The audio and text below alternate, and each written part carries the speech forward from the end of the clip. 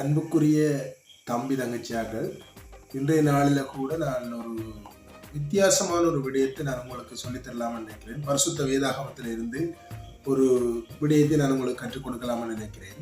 அதன் அடிப்படையில் மார்க்கு எழுதின சுவிசேஷம் 7ஆம் அதிகாரம் 11ஆம் வசனத்திலே ஒரு விடயத்தை நாங்கள் பார்க்க முடியும். அந்த சம்பவத்தை நான் உங்களுக்கு ஒரு கதையாக கூறுகிறேன், பாருங்கள்.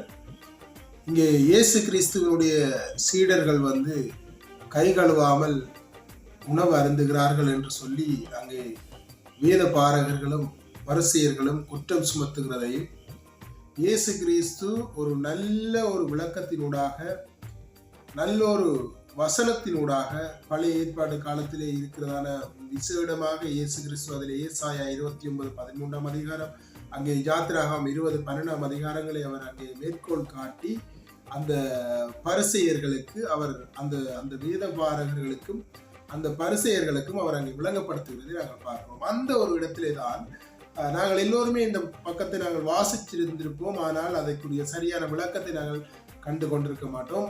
ஒரு கடமைக்காக நாங்கள் வாசித்து கொண்டு நாங்கள் போயிருக்க முடியும். ஆகவே நீங்கள் பார்த்தீங்கன்னா, குறிப்பாக இந்த 7ஆம் அதிகாரம் 11ஆம் வசனத்துக்கு வருகிற பொழுது அங்கே அவர் அழகான ஒரு வசனத்தை குறிப்பிடுகிறார். கொர்பான், அதாவது கொர்பான் என்ற ஒரு விடயத்தை நாங்கள் அங்கே பார்க்கிறோம்.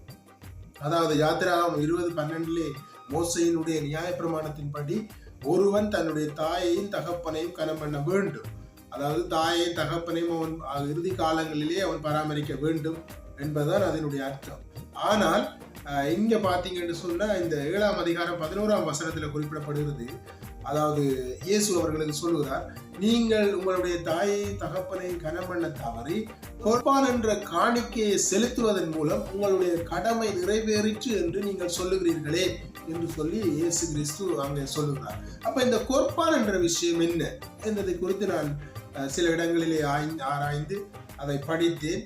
அதை நான் உங்களோடு பகிர்ந்து கொள்கிறேன். இந்த கொர்பான் என்றது என்னன்னு சொன்னா, என்ன அதன் அர்த்தம் என்னன்னு சொன்னா, இந்த யூதர்கள் நியாயப்பிரமாணத்தை கற்றுக்கொண்டார்கள். ஆனால் அவர்களுடைய மரபு வழி ரீதியாக சில விடயங்களை அவர்கள் தங்களுக்கு அதை பயிற்சியமாக்கி கொண்டிருந்தார்கள். மரபு வழி பாரம்பரியத்தை பின்பற்றியும் வந்தார்கள். அவர்கள் ஒரு கட்டத்துக்கு வருகிற பொழுது உண்மையாகவே இந்த நியாயப்பிரமாணத்தையும் தேவனுடைய கட்டளைகளையும் விலத்தி தங்களுடைய கலாச்சாரமும் பண்பாட்டு ரீதியான சில ஒழுக்கங்களுக்கு அவர்கள் தங்களை அடிமைப்படுத்தி கொண்டு வந்தார்கள். அப்ப இதன் அடிப்படையில இதுல ஒரு விடயம் தான் இந்த கொர்பான் என்ற விடயம். இந்த கொர்பான் என்ற விடயம் என்னன்னு சொன்னா, அதாவது எனக்கு இருக்கிற சொத்துகளையோ அல்லது எனக்கு இருக்கிற காணியோ அல்லது எனக்கு இருக்கிற பணத்தையோ நான் தேவனுக்கு என்று சொல்லி அதை எழுதி விடலாம். ஆனால் நான் வாழுகிற காலத்தில் அதை தேவனுடைய ஆலயத்திலோ அல்லது தேவனுக்கு கொடுக்க வேண்டும் என்ற கட்டாயம் இல்லை. அதை நான் என்னுடைய சொந்த தேவைக்கு நான் பயன்படுத்தி கொள்ளலாம். ஆனால் இவர்கள் தங்களுடைய தாய் தகப்பன் ஒருவேளை வயதானவர்களாக இருந்து அவர்களுக்கு உதவ வேண்டும் என்று சொல்லி அவர்கள் ரிக்வெஸ்ட் பண்ற நேரத்தில் தாய் தகப்பன் இவர்களை பராமரிக்க வேண்டும் என்ற ஒரு கட்டாயமான நிர்பந்தம் ஏற்படுகிற பொழுது இவர்கள் போய் சொல்லுவார்கள் தாய் தந்தையர்களுக்கு, அப்பா அம்மா, நான் கடவுளுக்காக என்னுடைய சொத்துக்களை, என்னுடைய பணத்தை, என்னுடைய காணியை நான் தான தர்மம் செய்து விட்டேன், கொர்பான் என்ற ரீதியில நான் அதை கொடுத்து விட்டேன், ஆகவே உங்களுக்கு என்னால் உதவ முடியாது என்று சொல்லி தப்பித்துக் கொள்வார்கள். இதுதான் இந்த கொர்பான் என்று சொல்றது. ஆகவே இவர்கள் தங்களுடைய தாய் தந்தையரை கனம் பண்ண வேண்டும், தங்களுடைய தாய் தந்தையர்கள் பிற்காலத்திலே தாங்கள் பார்க்க வேண்டும் என்பதற்காக அந்த பணத்தை வைத்து அவர்களை பார்க்க முடியாது என்பதற்காக அந்த பணத்தை தேவனுக்கு காணிக்கையாக கொடுத்து விட்டோம், எனவே நாங்கள் உங்களை பார்க்க முடியாது, எங்களிடம் ஒன்றும் இல்லை என்று சொல்லி தப்பித்துக் கொள்வார்கள். இதுதான் இந்த கொர்பான். இதுதான் இயேசு அங்கே கடிந்து கொள்ற விதமாக சொல்லுகிறார். நீங்கள் மோசேயினுடைய நியாயப்பிரமாணத்தையும் கடவுள் கொடுத்த கட்டளைகளையும் தவிர்த்து விட்டு உங்களுடைய பாரம்பரிய மரபை நீங்கள் பின்பற்றுகிறீர்கள் என்று சொல்லி அங்கே இயேசு கடிந்து கொள்கிறதை நாங்கள் பார்க்கிறோம். இன்றைக்கு நாங்களும் இளைஞர்களாக இருக்கிறோம், இன்றைக்கு முதியவர்களாக இருக்கிறோம், பெற்றோராக இருக்கிறோம். இன்றைக்கு நாங்கள் எங்களுடைய தந்தை தாயை கனம் பண்ணுவதோடு, நாங்கள் கனம் பண்ண மறுப்பதோடு, அதற்கு சாட்டாக தேவனை நாங்கள் தேவனுக்கு ஊழியம் செய்யறோம், அதனால நாங்கள் வர முடியாம இருக்குது, அம்மா அப்பா நாங்கள் பார்க்க முடியாம இருக்குது, நாங்கள் தேவனை கனப்படுத்துறோம், தேவனுக்கு நாங்கள் ஊழியம் செய்யறோம் என்று சொல்லி இன்றைக்கு நாங்கள் அம்மா அப்பாவை நேசிக்காத சந்தர்ப்பங்கள் இருக்குது. ஆகவே கவனம்.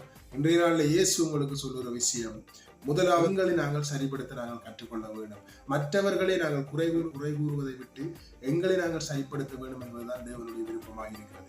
இன்றைக்கு யூதர்கள் தங்களுடைய பாரம்பரிய மரபை பின்பற்றி வந்து செய்த அதே தவறை இன்றைக்கு கிறிஸ்தவர்களாகி நாங்களும் செய்யக்கூடாது என்பதிலே தேவன் சரியான உறுதித்தன்மையோடு இருக்கிறார் என்பதை நாங்கள் புரிந்து கொள்வோம். ஆகவே எங்களுடைய வாழ்க்கையை நாங்கள் யோசித்து எங்களால் முடிந்தவரை எங்களுடைய பெற்றோருக்கு நாங்கள் உதவுவோம். நன்றி.